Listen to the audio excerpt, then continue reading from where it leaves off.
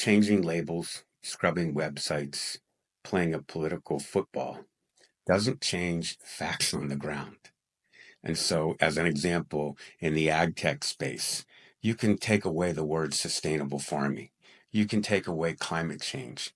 But farmers, ranchers, people that are doing the work, they're dealing with this every day. We invested in a lot of funds in the sort of 2021, 2020 sort of boom. And now they're going out to raise their second fund, but we haven't necessarily started to see returns from their first fund. And in some cases, it's definitely difficult. And you're still really betting on the person more so than on the traction and the numbers. Even if that overall fund number isn't necessarily successful, we think it's really compelling to tell. In an era marked by backlash against DEI, Segal Ventures remains unapologetically committed to funding equity and backing those who build for the long term. Long before it became a headline trend or a culture war casualty, Evan Segal made it his mission to invest in women-led funds and companies. Today, his family office, further led by his daughter Ariel, backs over 50 venture funds, 94% of which are women-led, with 180 plus direct investments and a portfolio spanning more than 800 startups. The approach isn't just about capital, it's about catalytic value, intellectual, social, and financial, which we will get into in this episode. And while many are rewriting their playbooks to dilute DEI, the Segals are doubling down because for them, this was never performative. As Ariel shared on Billion Dollar Moves, it's not just writing checks, it's a long-term partnership built on values. The kicker, they're not just investing, they're modeling how modern family offices should operate, which is exactly why I wanted them on the show.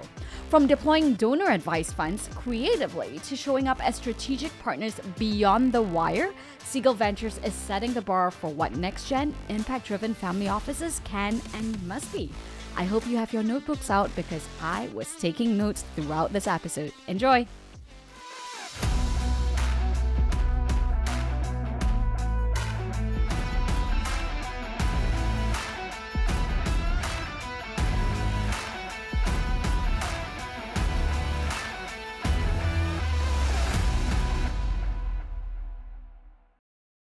I had the opportunity, as you said, to grow up in Pittsburgh and surrounded by a family that was very supportive.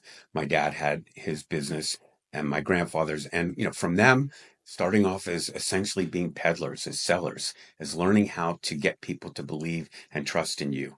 I graduated from Carnegie Mellon undergrad and graduate school. I worked for Scott Paper for 4 years in Philadelphia, which is now a division of Kimberly-Clark. Most people think it's the Michael Scott Paper Company from The Office in Scranton, Pennsylvania, but it's not.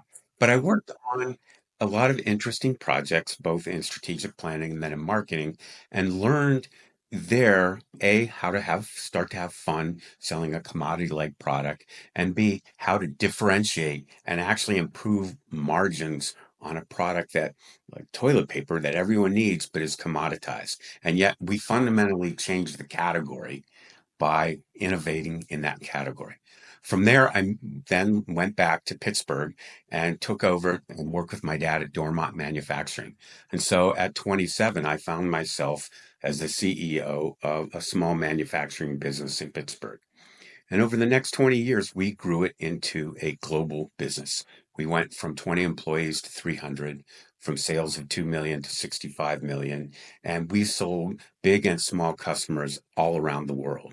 A phenomenal learning experience about everything in manufacturing, building a new plant, hiring people, all the challenges, working with national global chains. If you could name a restaurant chain anywhere in the world, they used our products as well as any appliance manufacturer. Then went through a very successful exit.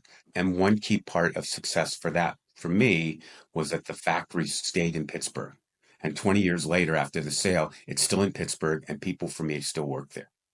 Kind of post Dormont, the short story was I met Barack Obama and really realized this sense of leadership, of charisma, and began to work on their campaign on the finance side.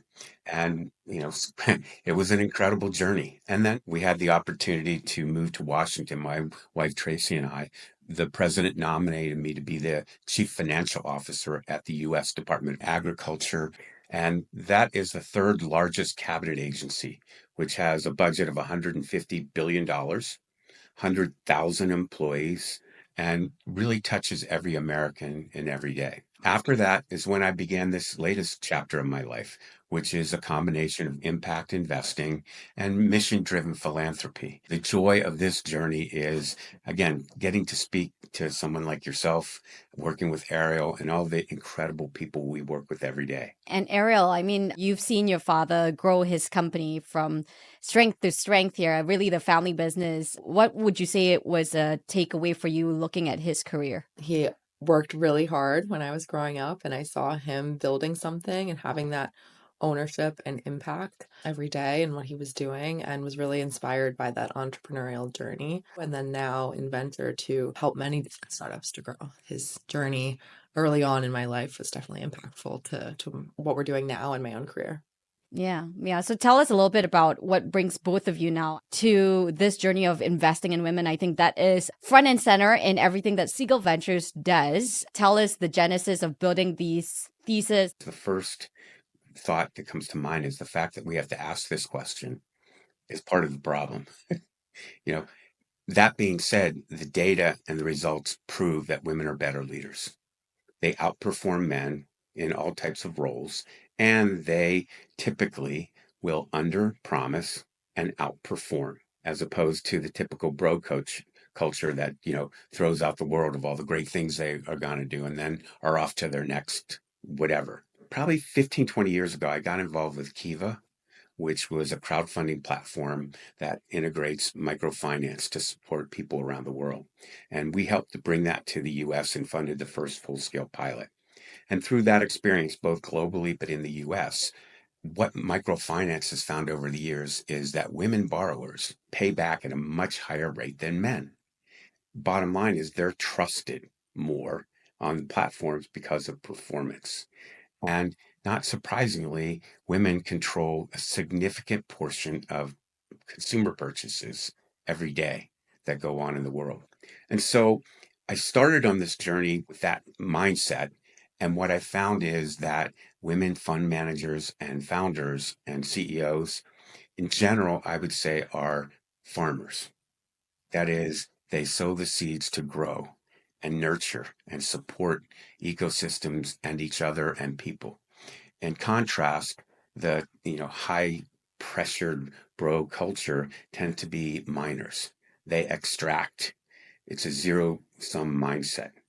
And what I found is in this growth mindset, there's also a reciprocity mindset. So we would meet a fund manager and she would say, well, if you like me, let me introduce you to a friend of mine who's got a fund. And this circle of virtuosity continued to grow. And so we fast forward today where we just have this incredible honor. And I really believe it's an honor to be invested in so many incredibly well-run funds with thoughtful leaders who are making a difference in the world. Yeah. And Ariel, you were a recent addition, right? So dad started on this journey early on. As the daughter of someone who believes so deeply in this, how has that shaped your thinking? How are you building the portfolio and being smart about it, right? Yeah. So for me, it was exciting because I first got a taste of venture about 10 years ago, working part-time at a fund during business school. Loved the venture space, but I was sort of off-put by some of the things going on in the culture. In the meantime, over the past 10 years, to see my dad building this incredibly successful female-led family office was really exciting to be able to be part of the venture world, but to have this more collaborative type of approach without the sharp elbows. So when I had the opportunity to come on board last year, it was just perfect timing and really exciting for me to play a role in that. For me, it's been really exciting to meet all the incredibly smart women that we've built within our network and really sort of operationalize that network that we have to help the women within our portfolio to succeed. So, Evan, you talk about this, and I want to be a devil's advocate here. Of course, I am on your side, and it's remarkable that we still have to be justifying the fact that this is a business case, right? But even more so today. I mean, you've been in government. There is different signs today, to say the least, on where women stand. Anti-DEI, sentiment is hitting our business in many different ways. How are you reframing or thinking about this today and supporting the work that you do? So I think changing labels, scrubbing websites, playing a political football doesn't change facts on the ground. And so, as an example, in the ag tech space, you can take away the word sustainable farming. You can take away climate change. But farmers, ranchers, people that are doing the work, they're dealing with this every day. They may call it soil health, they may call it weather, but they're dealing with the impacts of what's going on in our world. Businesses, banks, financial institutions, insurance companies have built climate change into their risk modeling and into their business and their products. So a political football game doesn't change the reality. And so that's how we believe strongly in what we're doing. From time to time, we will use different language to create opportunities that are still targeted. And we do that for the partners we work with more than anything, because what we don't want to do is create hurdles, artificial hurdles, by the way, that others have put in the way to take away from the work. And so we still continue to believe strongly in how do we access and kind of find equity that's out there in terms of funding. It could be for-profit equity. It could be philanthropic and DAF dollars going into a fund that invests in companies. It could be microfinance or giving circles. There's lots of ways to fund change. And when you meet passionate change makers, people that care about the future of the world, it makes a huge difference. Let me just give you one quick example. Two incredible women in Pittsburgh. One is a pharmacist, and she asked a simple why question, which often is, some of the best questions, and we often hear it from young people around the world. But why do we still have plastic prescription bottles for medicines? And what happens to them when they're done? And when you realize the amount of plastic that's going into landfills from prescription bottles, that why question becomes really important. So she initially created a fully compostable bottle, but she realized she had to work in a system that used automated packaging for pharmacy benefit managers. And so she created something now that is 80% compostable, but is compatible with those machines. I'm hopeful it changes the way we all get prescription medicines. And once we all know that there's an alternative, that every time we get a prescription from a pharmacy or whoever it else might be, even for our pets, that we demand it's in a compostable bottle. That's just one micro example and one really narrow targeted of two young women who said, we can change the world one bottle at a time. And what's the total addressable market for that? I mean, let's talk about the business case. Obviously, that is a huge opportunity, and I'm sure you're reaping the returns from it. Let's talk a little bit about both the profit and the purpose here. What they found is once they can get volume, and again, that's often I'm used to this because I dealt with it in my manufacturing career. You have to get enough volume to you can be cost competitive, equal or less than the plastic bottles they're using. And while the number may seem like a big number, in the total market size, it's not. All it would take would be one or two big players to get on board, and they're in conversations with and in pilots with some of those companies. For us, making an impact in the world is the key driver. I don't measure success by the financial return alone. I think that the impact, not only in the world and downstream, but also these two young women and how, they're changing the world. And if we can be a part of that journey and help them and help them inspire other people, then those effects, that legacy becomes so much greater than just simply an investment. Yeah, of course. And Ariel, you are coming in, at a time for portfolio growth, portfolio management. As I understand, the fund is not making new investments at this point in time. Can you speak a little bit to, I guess, the work that you're doing now? And if someone were to be just starting out their family office, looking at what your dad has done and perhaps, some of the lessons learned, what would they be? How would we be best equipped to build strong family offices for both profit and purpose? In terms of what I'm doing, my background is really in go-to-market, in tech startups, specifically in marketing. And I'm really passionate about storytelling and messaging and positioning. And so I like to come in and work with both our funds and our fund managers on how are they telling their story and presenting themselves to the various different audiences that they need to address. And so that can mean, for a company, thinking about how they're structuring and hiring on their marketing team.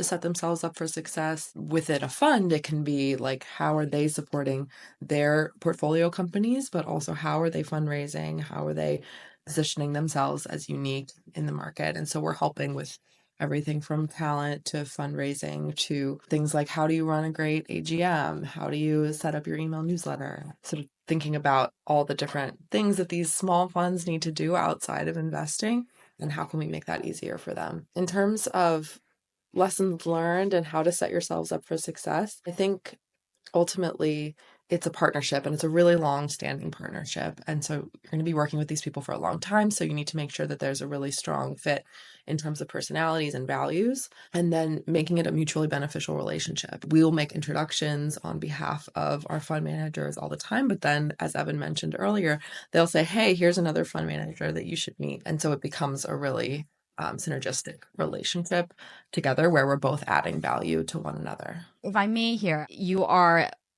at 50 funds, more than 50 funds, 94% of which are women-led, and then a whole lot of underlying portfolio companies. Is it at about 800 right now? Yeah, there's about 180 direct investments, and then the broader portfolio through our funds is over 800.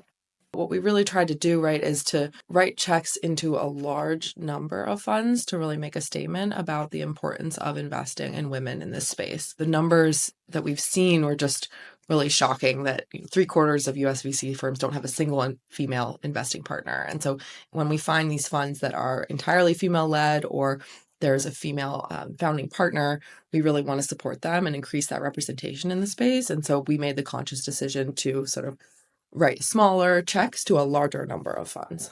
What I'm getting to here is strategy, right? In terms of portfolio allocation, of course, we all want to make broad swaths of impact, but for most families as well, there is a pressure of, not just impact, but looking at it from a returns perspective, which is increasingly important as this conversation of merit emotion comes to play, right? There's couple points there. One is we're thinking about value add. Where can our experiences be value add? If we're just viewed as kind of an ATM, writing a check, we're probably not a great partner. But if we're with a fund manager who values our input, our ideas, and thinks we can add value to their proposition, then it starts to be a healthy partnership. That the willingness to ask for help. Can you make an introduction? Would you talk to some of our founders? Would you speak at an AGM? Those type of being part of their ecosystem is part of it. And again, different experiences. So Ariel is very modest about her background, but she is brilliant in B2B marketing. And through all of her experiences in geolocation data and creating insights for all types of companies, it has really been incredibly helpful and valuable to these fund managers. And my own experience, whether it's in manufacturing and agriculture, but all through so many other experiences, we find ways to add value to those funds. The fund managers also, there's an iteration that goes on. So they get smarter as they continue on their own journey. Their network grows. Their ability to identify and find and foster winners becomes amazing. I'm sure if you think about, you today versus you in 2018, you're a smarter, more talented investor, because there's this idea. Mike Mariner from Road Trip Nation talked about living a beta life. And living a beta life is every day is a beta test that you learn, and the you of today is smarter than the you from yesterday. And so we've seen some fund managers continue to expand their notion of what they do. One fund is absolutely focused on sustainability, and they initially started in the fashion and apparel space, and they're brilliant in that space. But they realized that sustainability goes beyond that. And so their second fund, they've widened the aperture.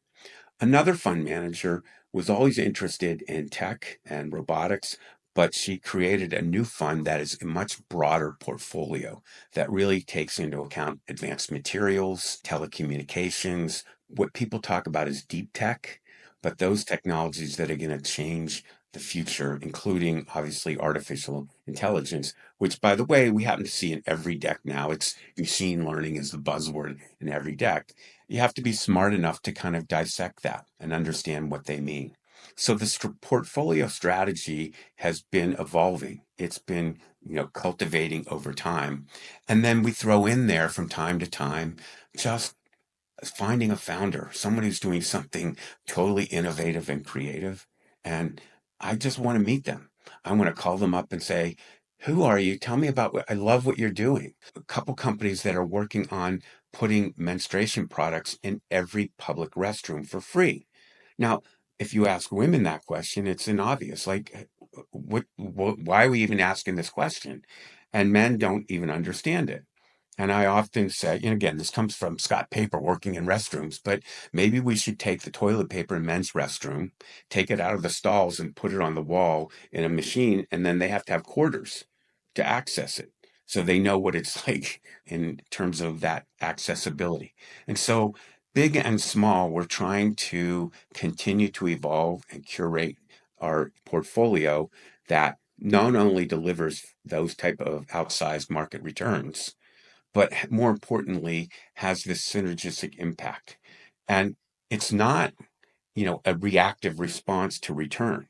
You can be an engaged investor, which means if you choose to add value to the investment process, to your companies that, and funds that you work with, you're part of the return. And so that interactive and engaged process, I think, is really important. It's not just sitting back in a family office and saying, hump, hump, hump, let's review the quarterly returns, but saying, no, what can we do to help support and be part of that? Yeah. So, Ariel, you're close to the founders and the funders in the portfolio and beyond. Of course, I know you all take a very broad network approach. It's a plus game instead of a zero-sum game. What are you seeing in terms of the market sentiment today? I mean, it feels a little bit tough. We've had a bit of a rough fundraising winter. Is this still the case? What are you seeing on the ground now with regards to how your fund managers and founders, maybe two different questions there, are performing? Certainly it's a difficult time for fundraising, but we're hopeful. I think it's challenging because we invested in a lot of funds in the sort of 2021, 2020 sort of boom, and now they're going out to raise their second fund, but we haven't necessarily started to see returns from their first fund. And in some cases, it's definitely difficult, and you're still really betting on the person more so than on the traction and the numbers. And so that's an art of storytelling, right? And to be able to show the wins that they have, but they don't necessarily have the proof quite yet. So we're hopeful. I mean, I think that obviously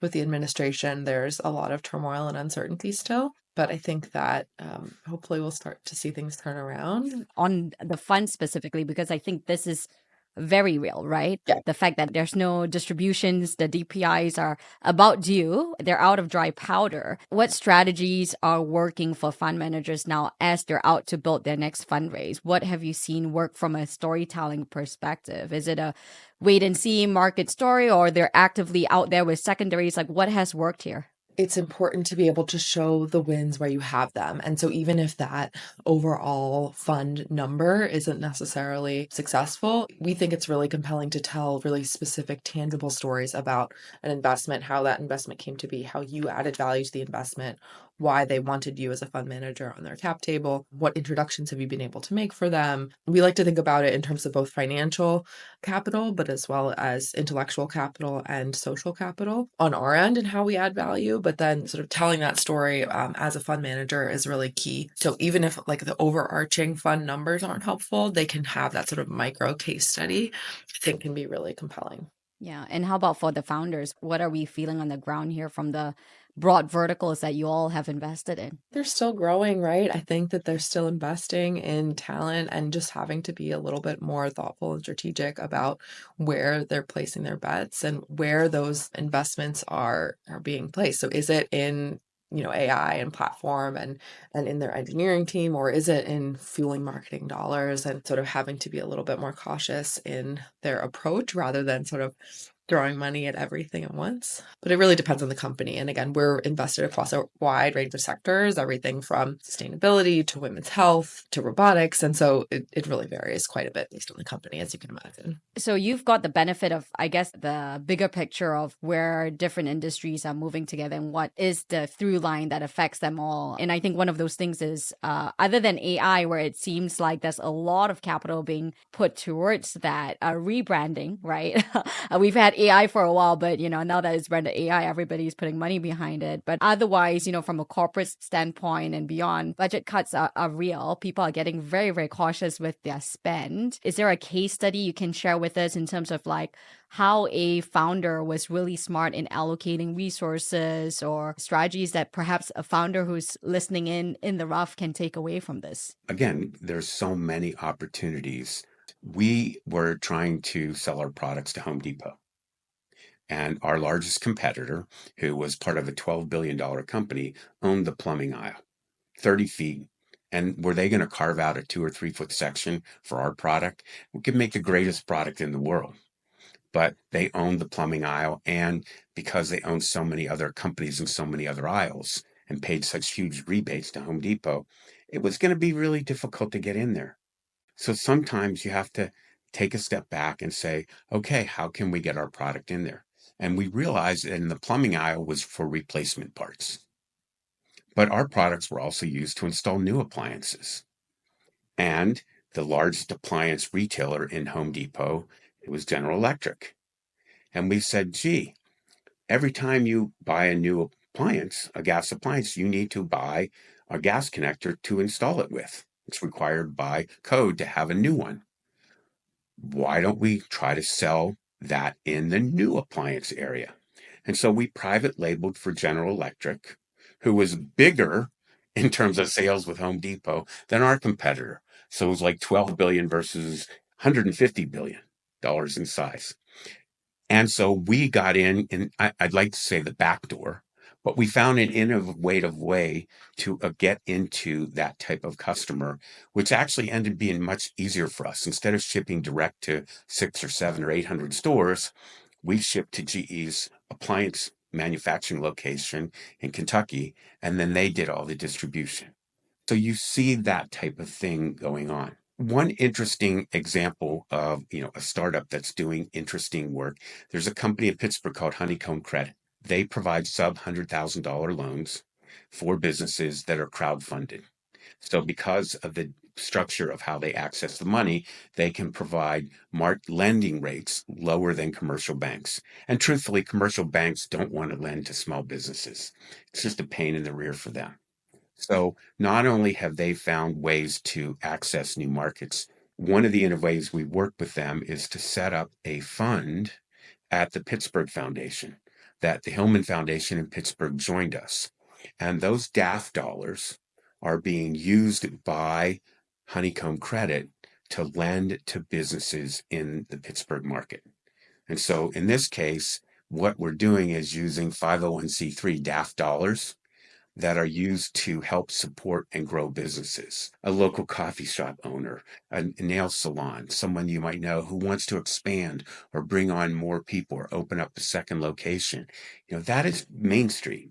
And if we can provide capital cost effectively through a company, a portfolio company who said, we want to continue to grow, but we need to find innovative ways to, in effect, introduce new products in the marketplace. And in this case, they were able to do it in collaboration with the nonprofit world to help support that. And again, I love these challenges to solve these kind of problems. We work with the wealthy women that are now coming into their wealth and using their wealth for impact. So this conversation is especially important today. You are using donor advised funds, and not many people know that there is a way to actually invest in for-profit work as well. Can you speak a little bit? I mean, it sounds like you figured it out between the family office, 412, right, and the foundation. Talk to us a little bit about, some of the creative ways exactly like that. How do donor advised funds work, and how have you leveraged that for impact or other creative structures? It's an incredible opportunity of donor advised funds.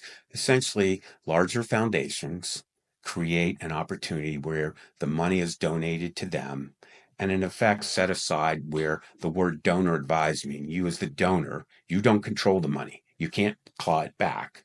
But you essentially can tell the larger foundation, we would like you to make a donation on our behalf from the fund that we've set up to the following qualified company. And it can be either a grant that is given or the assets. Instead of investing in the market, those assets can be invested in startups or early stage companies. There's something called the Catalytic Impact Foundation. It's in New York. and they take these 501c3 dollars, and again, they have an investment committee.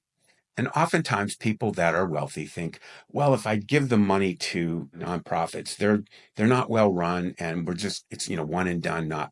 So we invite them, hey, be part of an investment committee like a venture capital fund has, and invest in companies. They have to invest in women's health, among other things, the aging economy, and also what are called orphan drugs, the kind of drugs that are needed but are not well funded by large pharma because they don't have the type of return. All these cases, you need patient capital. It's not going to deliver the kind of returns in a 3 to 5 to 7 year time frame that venture is looking for. And yet the world needs them, and they deserve to be funded. And the neat thing about this is when there are exits or returns, the dollars go back into the fund to be reinvested. And so what you're doing is creating an evergreening type investment fund. Another way of phrasing this is regenerative philanthropy, but it's essentially using and tapping into another source of dollars that are out there. So when there's money sitting on the sideline in the for-profit world, which by the way, there's a ton of money that is not being invested because people have been laying back. So I don't want to minimize that. You're always trying to find other ways to tap into capital. And so when we hear, whether it's fund managers, founders that, Ariel talked about earlier, in a challenging funding environment, what we don't do is sit back and say, woe is me. We say, how do we figure this out? How do we solve this problem? There's a cartoon character named Alma, is Alma's Way, which is developed by Fred Rogers Productions, which is from Pittsburgh. And Alma has the capacity to think through problems. So what you realize is the answer is in you. Even when you come to these challenges, what we want to be able to do then is find creative answers to get around what seem like difficult or impossible hurdles. Yeah. And Ariel, do you have anything to add to that? What is a fun problem that you're working on today? I was recently working with a founder who, was sort of delaying her next fundraise until they could launch a new product. And so thinking about how she can make the most of the capital that she has right now and, identified needs both in a marketing capacity and also in sort of an account management capacity. And so had to think through how to prioritize those different hires. And so what we've been able to do is think about, on the marketing side, getting fractional support, working with an agency to support them in the meantime before they could bring on a full-time marketing hire, and prioritizing that client service hire. But I think it's really interesting right now how the future of work, how that has shifted, and the plethora of amazing fractional talent out there creates new opportunities for startups to get the help that they need and be careful with their funds. And so helping these founders think through their talent and their org structure has been something fun and exciting that I'm working on at the moment. Yeah. And it would be remiss for me not to ask this question, because you're the B2B expert here from a marketing perspective. This podcast is sponsored by HubSpot, and they do organize one of the largest inbound conferences called Inbound, right? Yeah. But, one of the things that the CEO said last year in front of Ryan Reynolds and Serena Williams is that, look, attention is getting very, very expensive.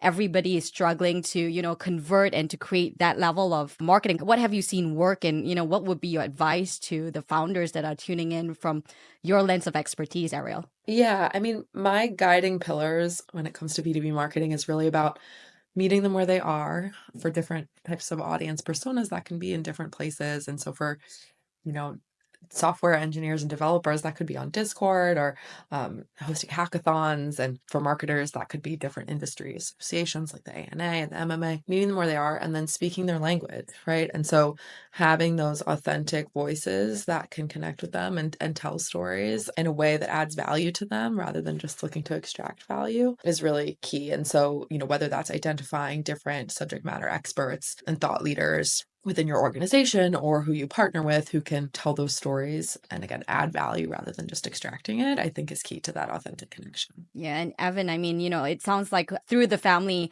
you're all talking in the terms in the language of being additive versus extractive. I absolutely love this. But before we wrap up here, I guess, it's always helpful for us to learn from those who've done it. And you have built a, strong portfolio, being true and authentic to your mission, meeting women where they are for the last couple of years. What were some of your, I guess, setbacks through this journey that people should look out for? One or two key takeaways if there's someone who's building their family office and looking to create the same impact that both of you have, what would that be? So I would say in terms of setbacks, part of it is just, as an example, this realization. So, and I was co-chairing this leadership program at NYU and continue to still do that. When we would have one-on-one conversations that were, private and stay in private, the theme that came back again and again and again is that when you ask women, have you been sexually harassed in the marketplace? The answer is yes. And I don't even get a yes, I get a nod like yes, and we deal with it. And the pervasiveness of that and its continuance today, called the Me Too movement. What women have learned is you find a way around it. You smile, keep out of those situations, but it continues to go on and it persists. And in fact, we funded a nonprofit film with an amazing filmmaker called Nevertheless that talks about this in 7 different stories, including a woman in the venture space. So the biggest challenge has been, in effect, it's the culture that still exists. And so when we talk about a through line, I often talk about smashing the patriarchy. That's what we need to do to take down misogyny. And that's the challenge, is how do we continue to do that to not only create an equal and a fair platform for women to operate in this space, but to not have to deal with that underlying power imbalance that goes on that makes it, even that much more difficult. So I think that would be certainly the biggest challenge.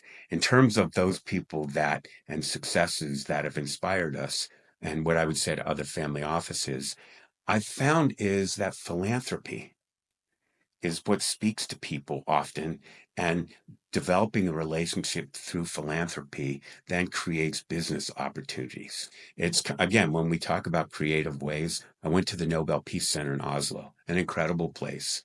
And the stories and the lessons were amazing, and yet most people didn't know them. So in our Sherpa fashion that I like to use, where me being a listener, if someone's invited me to the guide, I talked to the director, a woman who's amazing named Kirsty Flogstad, and said, what's your dream? What's your vision? And she said, we'd like to reach kids, but we'd like to reach them around the world. And we think gaming is the way to do it. And so, as Ariel mentioned, we need to meet kids where they are. So in this case, we developed a collaborative partnership that we funded initially. There's on the Minecraft education platform, something called Peace Builders that teaches young people and educators about conflict resolution and peaceful dialogue, learning from the Nobel Prize laureates. What an incredible way to reach young people, to make a difference. But as Ariel said, we're meeting them where they are on that platform. We're speaking their language, and we're letting the people that know the space and the developers be the ones that continue to build it. What we tend to do then is, how do we amplify? How are we ambassadors for those brands, for those products, for those people? And I think that's, whether you call it a superpower or the value add that we bring, is using these experiences from a plethora of, whether it's philanthropy, whether it's government, whether it's academia, whether it's venture, big business. We use that range of experiences in support of these amazing people in our network. This begs an important question, and I think you're such an important voice to this. Do you listen to Prof G at all, Professor Galloway? Yep. He talks about how toxic masculinity, the failure of young men, is part of the issue, right? And as we're trying to, quote unquote, smash the patriarchy, I've always taken an inclusive approach that we must bring everyone together and we're stronger together in a diverse fashion. What are you seeing? Are you worried about the young men in America today, Evan? First of all, Scott is a colleague of mine at NYU. Okay, we need to get him on the show to address this topic fully. And one of his other colleagues, Jonathan Haidt, is also an incredible speaker on this topic. When you talk about young men and mental health, I couldn't agree with you more. But we're not just going to sit back and bemoan it. What we're doing is trying to take the lessons learned, and we're trying to work right now with the Deepak Chopra Foundation and others to create a game on the largest gaming platforms. And by the way, Ariel mentioned some of the companies, but senior people at companies like Discord and Twitch understand the importance of what they need to do, as well as large companies like Electronic Arts, et cetera, that young men and mental health is important. What we're trying to do is not only engage them in a digital world, but then how do we create that extrinsic motivation that gets them from behind the screen out into the real world and create those rewards, opportunities, motivations that initially get you points in the digital world. So almost like Pokemon Go for teen mental health. But the idea of when you get the nurturing in the real world and you get the points, you may go there initially for the digital reward, then becomes intrinsic motivation and the joy of being with other people and working on collaborative projects for good. And I think it's through that, through, not being isolated in that environment, but actually, whether it's working at a food bank or delivering meals to a senior center and working with people or reading to young children, is how we start to reintegrate young men into a healthier society. Yeah.